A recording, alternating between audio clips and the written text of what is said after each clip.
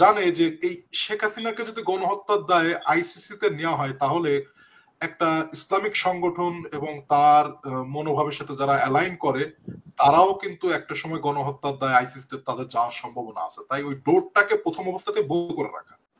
বনি কুনাইতা, তারপর বনি যাদেরকে পরবর্তীতে এক্সপেল করা হয়েছে, কেন করা হয়েছে? যে রাইট কন্ডিশন এবং রাইট যেই চুক্তি ছিল ভঙ্গ করার পরে যতক্ষণ না তারা করতেছে আপনি ততক্ষণ পর্যন্ত করতে পারবেন না। বাংলাদেশের নির্যাতিত হিন্দুরা মানে তারা তো এগুলোকে সাপোর্ট করেন। আমাদের এক নারী নেত্রীকে ধর্ষণ করলো, অনেক উদাহরণ পাবেন আমাদের অনেক নারী নেত্রী,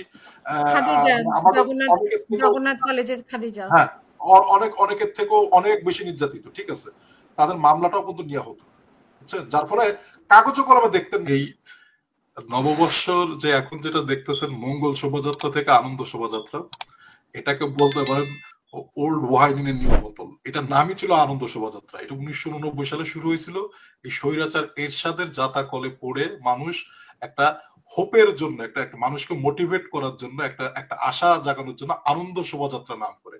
এটা নববর্ষের উদ্দেশ্য করা হয়নি, আপনাকে আগে ইতিহাস জানতে হবে এটা শুরুটা কি হবে। নববর্ষে করা হয়েছে কিন্তু এটার মোটিভ ছিল যে 1989 সালে এই স্বৈরাচার এরশাদের অত্যাচারে মানুষ যখন নিষ্পেষিত এবং কোনো উপায় খুঁজে পাচ্ছিল না, সেই মানুষকে একটা হোপ দেওয়ার জন্য ঢাকা বিশ্ববিদ্যালয়ের চারুকলা ইনস্টিটিউটের ছাত্ররা এটা শুরু করে। তো এখন উনি যখন এটাকে কথা বলতেছেন, এটা শুরু হয়েছে আপনাদের এই স্বৈরাচারী দিয়ে, তো সেখানে শেখ হাসিনার অবয়ব থাকবে, এটা মানে এটা তো সত্য কথা বলতে কি মানুষের পুঞ্জীভূত ক্ষোভের একটা বহিঃপ্রকাশ। আর আমি তথ্য ছাড়া কথা বলি না, আমি যে তথ্যটা দিলাম মাহমুদুর রহমান ভাই আপনি ইউনেস্কোর ওয়েবসাইটে পাবেন, আপনি উইকিপিডিয়াতেও দেখতে পারেন, সমস্যা নেই, আমি আপনাকে একটা লিংক পাঠাই দিচ্ছি।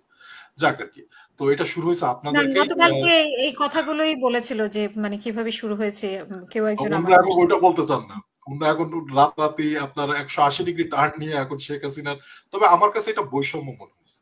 আমি শেখ হাসিনার অবয়ব অবশ্যই দেখতে চাই, তো গণহত্যা তো শেখ হাসিনা একা করে নাই, তাই না? বাংলাদেশে গণহত্যা রাক্ষসের চিত্র তো এখন আমরা হয়তো শেখ হাসিনা রাক্ষসের চিত্র দেখতেছি, কিন্তু আমরা অন্য একটা ব্যক্তির, আমার মুখে নিজেও দাঁড়িয়ে আছে, দাঁড়িয়ে থাকলেই যে সে সুন্নতি হয়ে যাবে তাও না, ইসলামিক হয়ে যাবে তাও না, দাঁড়িয়ে রেখে অনেকে বাজে কাজও করে, এরকম একটা দাঁড়িয়েলা লোক মারা গেছেন, নাম নিলাম না, সে রাক্ষসের চিত্র, তারাও গণহত্যার জন্য দায়ী। তো আপনি শেখ হাসিনার এই যে অবয়বটা আনলেন ডাইনির রূপে, কেন আনলেন? রাজনীতির জন্য?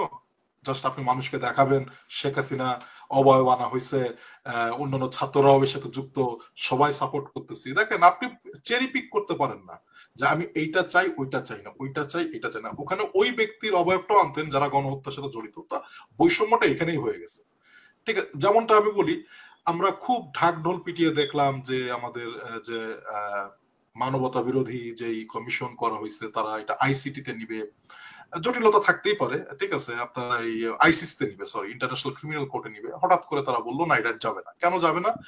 ডিটেলস কোনো কারণ আমরা দেখতে পারি নাই। তো মানুষের মধ্যে সন্দেহের দানাটা বাঁধাটা কিন্তু এটা সাইকোলজিক্যাল, মানসিক ব্যাপার, যৌক্তিক ভাবে আসে। কেন এটা জানে যে এই শেখ হাসিনাকে যদি গণহত্যার দায়ে আইসিসিতে নেওয়া হয় তাহলে একটা ইসলামিক সংগঠন এবং তার মনোভাবের সাথে যারা অ্যালাইন করে তারাও কিন্তু একটা সময় গণহত্যার দায়ে আইসিসিতে তাদের যাওয়ার সম্ভাবনা আছে। তাই ওই ডোরটাকে প্রথম অবস্থাতে বন্ধ করে রাখা।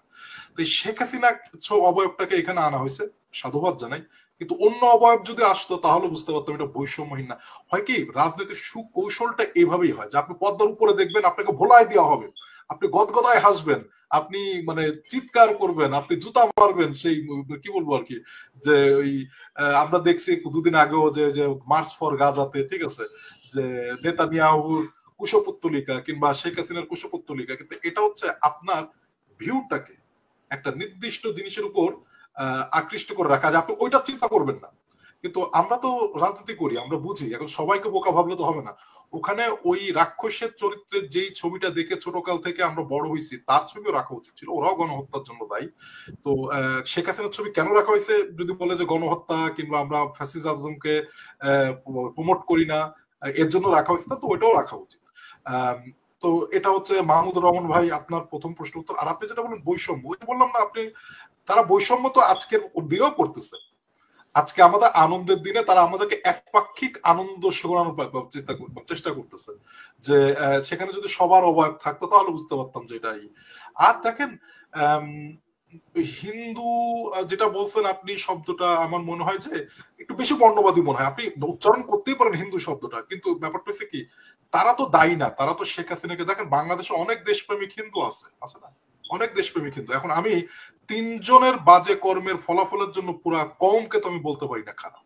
তা এখন শেখ হাসিনা ইন্ডিয়ার হয়ে দালালি করতেন, এটা করতেন, ওইটা করতেন, হ্যাঁ এটা হাজারটা বলা যাবে, কিন্তু আজকে যারা আমাদের বাংলাদেশে, আমাদের সংখ্যালঘু শব্দটা খুবই, আমার কাছে মনে হয় সংখ্যালঘু শব্দটাই বর্ণবাদী শব্দ। বাংলাদেশি, আমরা সবাই দিন শেষে বাংলাদেশি। আমাদের আমাদের নেতা তারেক রহমান কি বলছেন, আমরা বাংলাদেশি। এখানে আসলে এই পরিচয়টা নিয়ে চলাটাই হচ্ছে আপনার একটা প্রকার বর্ণবাদী। যেমন আমি সবসময় বলি, ওই যে বাসে লেখা থাকে মহিলাদের জন্য রিজার্ভ সিট, ঠিক আছে, এটাই বর্ণবাদী। ওই শব্দটা আপনাকে একটা চেয়ার দিবে, কিন্তু ওইটা একটু বর্ণবাদ ক্রিয়েট করতেছে। তো আপনাকে, আপনি জাস্ট দুজন তিনজনের কিংবা একটা গোষ্ঠীর কার্যক্রমের জন্য আপনি হিন্দু সম্প্রদায়কে বলতে পারেন না, কেন ওদেরও একটা প্রোগ্রাম হয় চৈত্র সংক্রান্তি, আপনি তো জানেন, এটা জানতে হবে। চৈত্র সংক্রান্তি একটা প্রোগ্রাম, এটা এটা আপমর কাল থেকে, আপনি মানেন কি না মানেন। এখন আপনি একটা রিপাবলিক করতে গেলে তো সবাইকে অ্যাকোমোডেট করতে হবে, তাই না? আপনি যদি মদিনাতে যান, আপনাকে আপনি একটা কথা বলি, যদি আপনি মদিনার চিত্রটা দেখেন, রাসূল পাক সাল্লাল্লাহু আলাইহি ওয়াসাল্লাম কি করছিলেন, ওখানে ইয়াহুদিরা ছিলেন, বনি কুনাইতা, তারপর বনি যাদেরকে পরবর্তীতে এক্সপেল করা হয়েছে। কেন করা হয়েছে? যে রাইট কন্ডিশন এবং রাইট যেই চুক্তি ছিল ভঙ্গ করার পরে, যতক্ষণ না তারা করতেছে আপনি ততক্ষণ পর্যন্তই করতে পারবেন না। বাংলাদেশের নির্যাতিত হিন্দুরা মানে তারা তো এগুলোকে সাপোর্ট করেন, আপনাকে বুঝতে হবে। তাই এই যে হিন্দু সংস্কৃতি হলো, হিন্দু সংস্কৃতি কি হয়েছে আপনি মানবেন না, আমি মানবো না, কি হয়েছে? তারপরে কি তাদের সংস্কৃতি পালন করা যাবে না? এখন হ্যাঁ, ইন্ডিয়ার প্রেসক্রিপশন হচ্ছে কিনা, যেহেতু ইন্ডিয়া একটি হিন্দুত্ববাদী রাষ্ট্র, তাই এই বাংলার এই যে এই প্রোগ্রাম গুলো করলে অনেকটা ওদের সাথে মিলে যায়। আর আমরা আসলে ষড়যন্ত্রতন্ত্র পছন্দ করি, কনস্পিরেসি না, থিওরিটাকে। এখানে কি আপনি বলছেন যে মিলে যায় নাকি মিলিয়ে করা হয়? যেমন মঙ্গল শোভাযাত্রায় দুয়ে যে দুয়ে চার, কাজগুলো করা হতো দুয়ে দুয়ে হ্যাঁ, চার। এখন মনে করেন আপনি মিলাদ দিলেন, আমি জিলাপি খাইলাম, এখন কেউ কবে যে এই মিলাদ দেয়া বেদাত, আবার কেউ বলবে কি না তারপরে ঠিক আপনি পেঁচা, তারপরে ইয়ে মানে যেগুলো আগে করতো, আমি জানি দেখেন। না এবার করা হয়েছে কিনা, এবার আমার চোখে দেখেন পড়েনি, আপনাকে শুধুমাত্র কোর হাসিনার ইয়ে কোর ছাড়া ইসে মুখে। চলে যেতে হবে। 1989 সালে যখন এটা প্রথম করা হয়েছিল তখন কি পেঁচা ছিল? এরশাদের নামে ভারতের সাথে সম্পর্কের একটা গুঞ্জন ছিল, কিন্তু হাসিনার মতো গলাগলি সম্পর্ক তো ছিল না। ব্যাপারটা হচ্ছে কি, এই সিম্বলিজম গুলো আমাদের চোখে তুলে ধরা হয়েছে, ঠিক আছে, হয়তো আগেও ছিল, কিন্তু এর কি কোনো সিগনিফিকেন্স ক্যারি করে, তাৎপর্য ক্যারি করে? মাঝে মধ্যে আমরা আসলে কথা বলার জন্য কথা বলি, রাজনৈতিক ইস্যু প্রয়োজন। শুনেন, রাজনৈতিক ইস্যু আমি বারবার একটা কথা বলি, এইগুলো কালে ভদ্রে যুগে যুগে একবার আসে, ঠিক আছে। আগে গেছে আপনার এই যে এই কি শেষ বলে কবে? এই বঙ্গবন্ধুর বিচার, মুক্তিযুদ্ধ, তারপরে যুদ্ধাপরাধীদের বিচার, এখন চালু হয়েছে আপনার এই যে নতুন চেতনা ব্যবসা। আর এর সাথে এই যে বললাম না যে ইসলামিক সংগঠন যারা মনে করেন যাদের 5% জনপ্রিয়তা নাই, এই এদের কিছু লোকজন তারা অনলাইনে হাইপ তোলা। তো শুনুন, এগুলো আমি এগুলোকে তাৎপর্যহীন মনে করি, বুঝছেন। এগুলো এগুলো আলোচনা করা মনে করেন যে চার টেবিলে করা যায়, বাট মানে এগুলোকে আলোচনা করা মানে এগুলোকে বাড়াই দেয়। তবে আমি যেটা দেখি ব্যক্তিগত হিসেবে, আমি দেখি আজকের শোভাযাত্রাটা সুন্দর হয়েছে।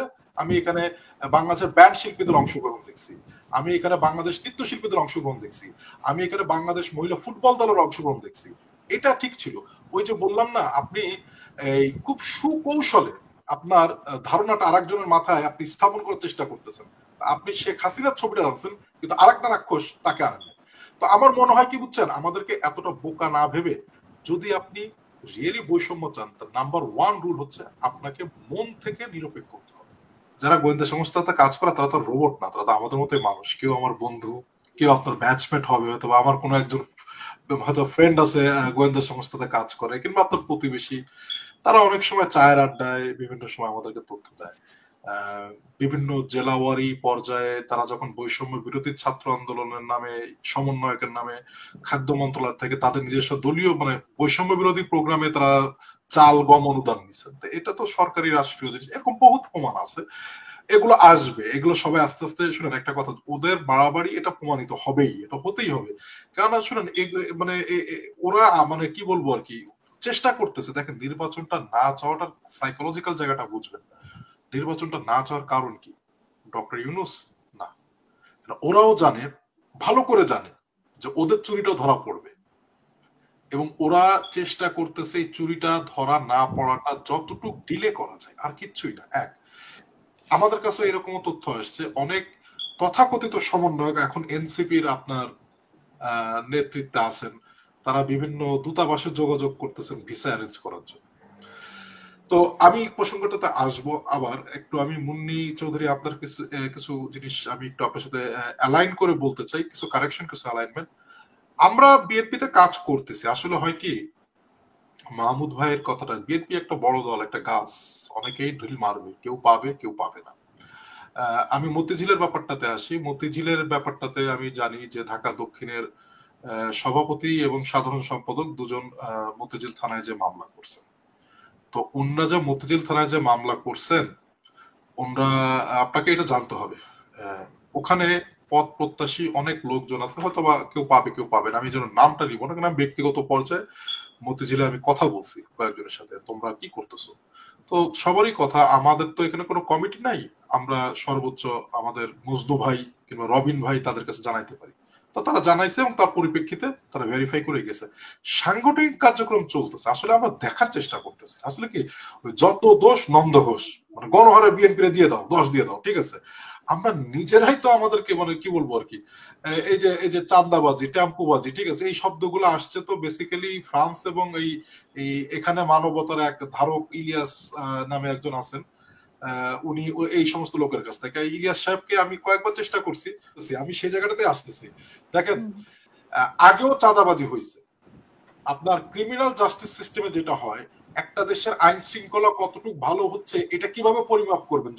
যত ক্রাইম কম হবে তার মানে আপনার আইন শৃঙ্খলা পরিস্থিতি ভালো, তাই না?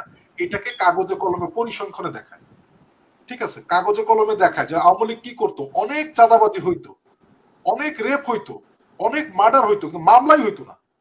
যার ফলে সেই জায়গাগুলোই পূরণ করেছে অন্যরা, কিন্তু এখানে শুধু বিএনপির নামটা আসে বিএনপি বড় দল বলে, কিন্তু এখানে শূন্যস্থান পূরণ করেছে সব দল মিলেই, হয়তো নতুন দল সেটার অংশ হতে পারে। নন পলিটিক্যাল গভর্নমেন্ট রয়েছে, তো তারা এই পরিসংখ্যানটা, যেমন আপনি কিন্তু এখন এরকম কোন মামলা পাবেন না, আমি জানি না দুই একটা ঘটছে কিনা, যে আপনি রেপ হয়েছেন, ছাত্রলীগদের আগে রেপ হয়েছে, ঠিক আছে, আপনার মনে আছে কিনা 2022 সালের 5ই জানুয়ারি ঝালকাঠিতে আমাদের একটা নারী নেত্রী, মানে তাকে, মানে তার গর্ভের সন্তান ধ্বংস করে ফেলা হয়েছে, ঠিক আছে। তো মুন্নি আপা আপনি হয়তো জেনে থাকবেন। মাঝে মধ্যে আমি এগুলো বলতে চাচ্ছি এই কারণে যে আমরা অনেক সময় মনে করি আমরাই সাফারার। সোনিয়া আক্তার রাজবাড়িতে, চিন্তা করে দেখেন, সোনিয়া আক্তার, তাকে রাত্রের বেলায় অ্যারেস্ট করা হলো, তার হাজবেন্ড থাকে বিদেশে, বাচ্চা কাচ্চা কে দেখবে। তারপর আপনার ভোলার তমিজউদ্দিন থানা, তমিজউদ্দিনে ওখানে আমাদের ওই যে ওই শাওন যে এমপি ছিল, তার লোকজন মিলে আমাদের এক নারী নেত্রীকে ধর্ষণ করলো। অনেক উদাহরণ পাবেন, আমাদের অনেক নারী নেত্রী, জগন্নাথ কলেজের খাদিজা, হ্যাঁ, অনেকের থেকেও অনেক বেশি নির্যাতিত, ঠিক আছে, তাদের মামলাটাও কিন্তু নেওয়া হতো, বুঝছেন, যার ফলে কাগজে কলমে দেখতেন না আপনি কিছু। এখন যেহেতু নন পলিটিক্যাল গভর্নমেন্ট রয়েছে, তো বুঝছেন, সমস্ত মামলা নিয়ে হচ্ছে পরিসংখ্যানটা একটু বেশি দেখাচ্ছে, ঠিক আছে। আর যেহেতু বিএনপি মনে করেন যে, দেখেন আমি একটা কথা বলি, আপনার একটা ঝুড়িতে একটা ঝুড়িতে 10টা ফজলিয়াম আছে, আপনি অঙ্কটা বুঝেন, একটা ঝুড়িতে 10টা ফজলিয়াম আছে, একটা ন্যাংরা আম আছে, আর একটা দেশি আম আছে। এখন আপনাকে যদি চোখ বেঁধে বলা হয় আপনি একটা আম তুলেন, তো সম্ভাবনা তো ফজলি আমেরই বেশি আসবে, যদিও ওখানে ন্যাংরা আমও আছে, আছে। বিএনপি যেহেতু বড় দল, এই কারণে হয়তো মনে করেন যে অনেক পথভ্রষ্ট লোকজন আছে। এখন একটা কথা মনে রাখতে হবে, ভুল করাটা বড় কথা না, বিএনপি কে ভুল সংশোধন করতেছে। আমাদের কিন্তু এই উদাহরণ আছে, আমাদের কেন্দ্রীয় সাংগঠনিক সম্পাদককে আমরা বহিষ্কার করছি, তাই না, বরিশালে বিলকিস জানসিরকে। এরকম দিতে গেলে আমরা অ্যাকশন নিচ্ছি। এখন হয়েছে কি, যেহেতু 90 একটা রাজনৈতিক দলের কিংবা মনে করেন আমাদের ভিতরেরই অনেকে মানে চাওয়া না পাওয়া নিয়ে অনেক আছে, জামাত আছে, আমরা নিজেদের কাঁধায় নিজেই ছুটতেছি, বুঝলেন, যে যেটা হচ্ছে কি, যে আমি যে অ্যাঙ্গেল থেকে দেখতেছি, আপনি যে অ্যাঙ্গেল থেকে দেখতেছেন, কিংবা যারা মাঠের রাজনীতি ওখানে আছেন তারা একটা অন্য অ্যাঙ্গেল থেকে দেখতেছেন। ব্যাপারটা হয়েছে প্রোটোকলে। আমি যখন জিজ্ঞেস করলাম একই প্রশ্ন, তোমরা কেন যাচ্ছ না, তো বলে দেখেন এখানে যেহেতু কোনো কমিটি নাই, ঠিক আছে, এখানে আমরা অতি আগ্রহী হয়ে, ঠিক আছে, আমরা একটা ওসি সাহেবের কাছে যাব, আমাদের পরিচয়টা কি, ঠিক আছে, আমরা সচেতন জনগণ, পথ প্রত্যাশী, তো আমাদের প্রোটোকল মেনটেন করে, যদি এখানে কমিটি থাকতো তাহলে ওইটাই করতো। তো আমরা আমি শুধু শেয়ার করতেছি আমাকে কি বলা হয়েছে,